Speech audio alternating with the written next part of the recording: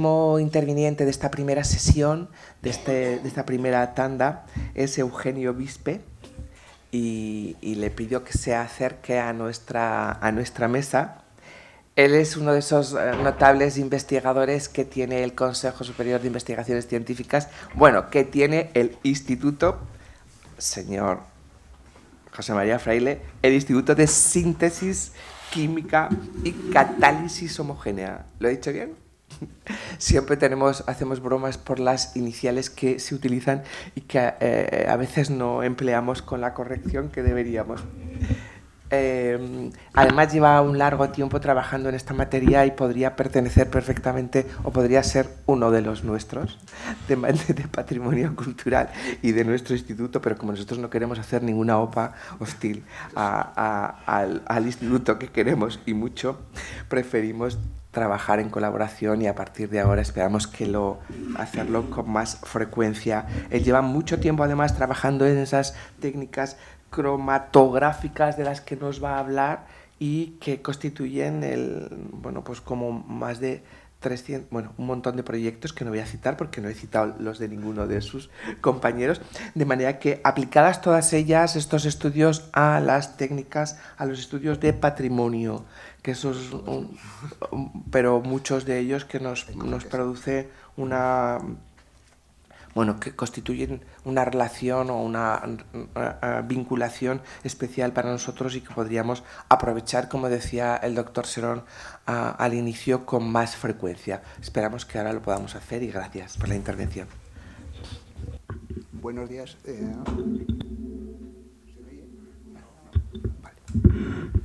Buenos días a todos. Ahora sí, ¿verdad?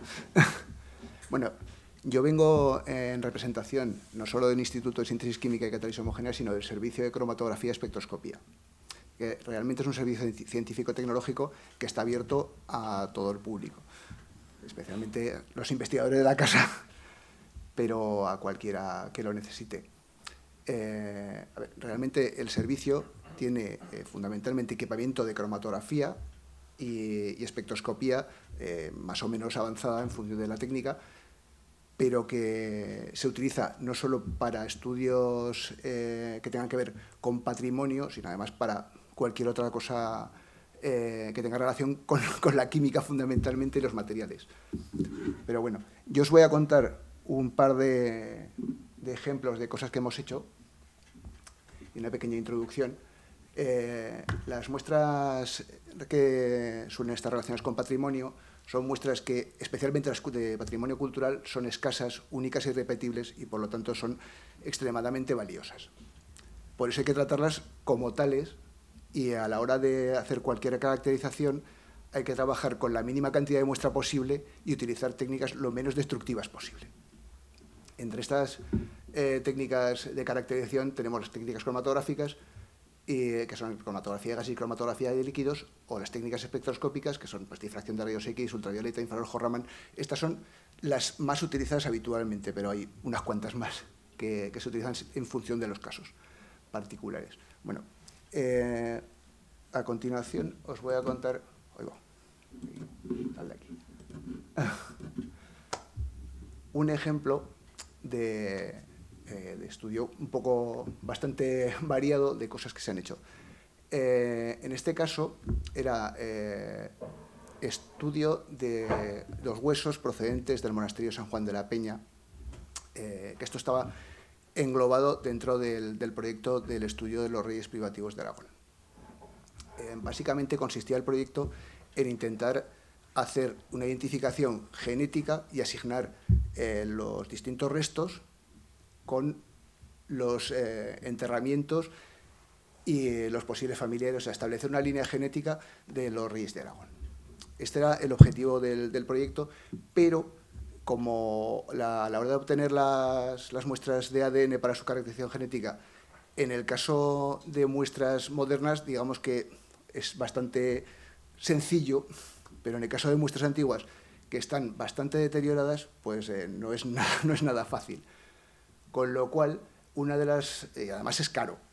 Entonces, una de las primeras objetivos que se planteó fue intentar buscar una manera de determinar, lo más sencilla posible, de determinar qué muestras podían ser que podían dar ADN viable y qué muestras no, para así invertir solamente el esfuerzo en las muestras que tuvieran más probabilidad de ser exitosas. Bueno, pues con los restos que quedaban del análisis genético, pues intentamos hacer una caracterización. En este caso empezamos haciendo una caracterización del hueso, de polvo de hueso, con espectroscopía infrarrojo, en la que se muestra que, la verdad es que no tengo puntero, pero bueno, se puede ver, la espectroscopía de infrarrojo permite ver tanto la parte mineral del hueso, que es hidroxiapatito, como la parte orgánica, que es el colágeno. Además, se observa que hay diferencias entre las muestras que producían ADN viable y las muestras que no. Visto que se podían hacer cosas, entonces empezamos a interesarnos por cada sección por separado. Inicialmente hicimos un estudio de difracción de rayos X sobre las muestras en las que se observaba cómo era el hidroxiapatito, la parte mineral del hueso. Y encontramos que en función de lo cristalino que era la muestra de hueso, si era muy cristalino, la probabilidad de encontrar ADN era muy, muy baja. Sin embargo, cuando es muy poco cristalino, la probabilidad era bastante alta. Esto se debe básicamente esto está relacionado con la integridad del hueso en sí. Cuando es muy cristalino, básicamente solamente queda la fase mineral. Cuando es poco cristalino, todavía queda materia orgánica que permite obtener algo más de allí. Animados por esto, decidimos, con lo que quedaba del análisis por rayos X, decidimos extraer de allí el colágeno y hacer un estudio por espectroscopía infrarrojo de ese colágeno. Básicamente, se encontró que había muestras que tenían muy poco colágeno y estas muestras básicamente no daban posibilidad de obtener ADN. En este caso sería la línea azul. Pero había otras muestras que tenían un montón de colágeno, como es la línea roja, que tampoco permitía obtener ADN viable.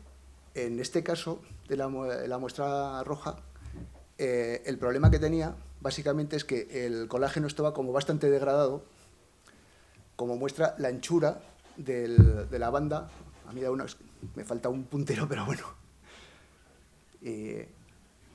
Bueno, el caso es que se veía que al ser más amorfo, pues la conservación del colágeno era muy mala y la obtención del ADN era malísima.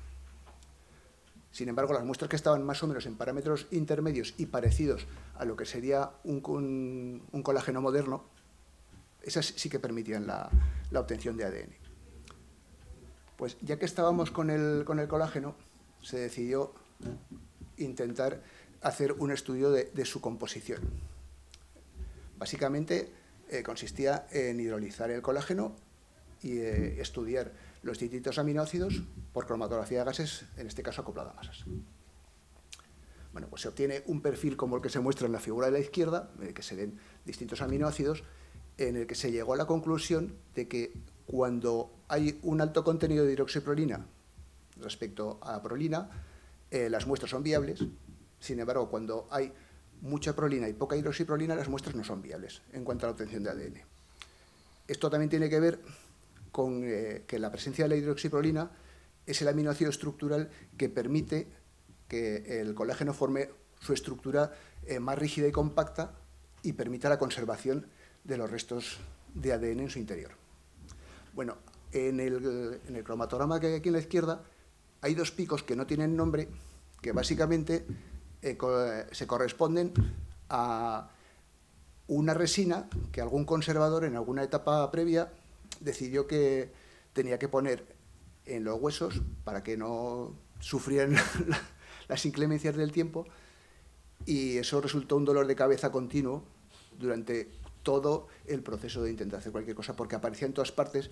Se intentó hacer otro tipo de caracterizaciones menos destructivas, pero no hubo manera porque esa capa impedía el acceso a cualquier técnica de otro tipo. Pero bueno, pues eso, que se ven, no solo se ve lo que buscábamos, y además cosas que estaban por allí.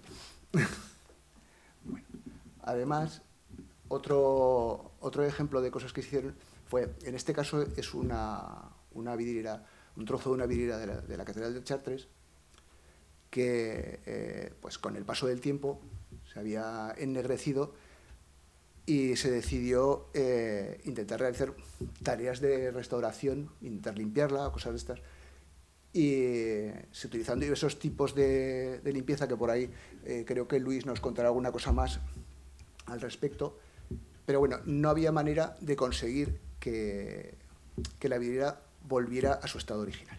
Entonces, intentamos identificar qué había en ese vidrio que no le permitiera ser limpiado y volver a su estado original.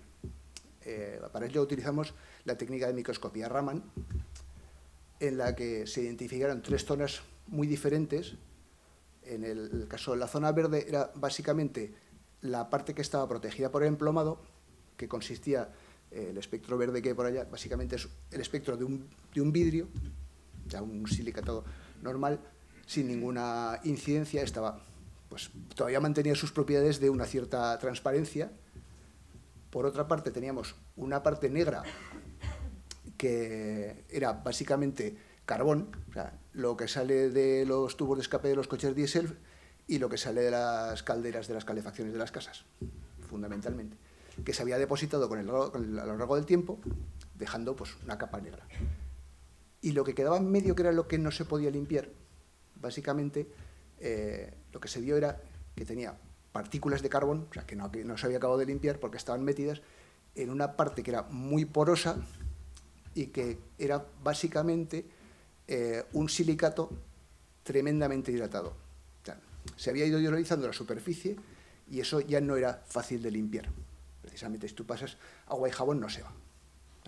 La única manera que tienes para recuperar esto sería el destruir el vidrio, quitando la capa que está mal, para dejarlo lo más parecido a lo que era en su origen. Pero ya has destruido la muestra.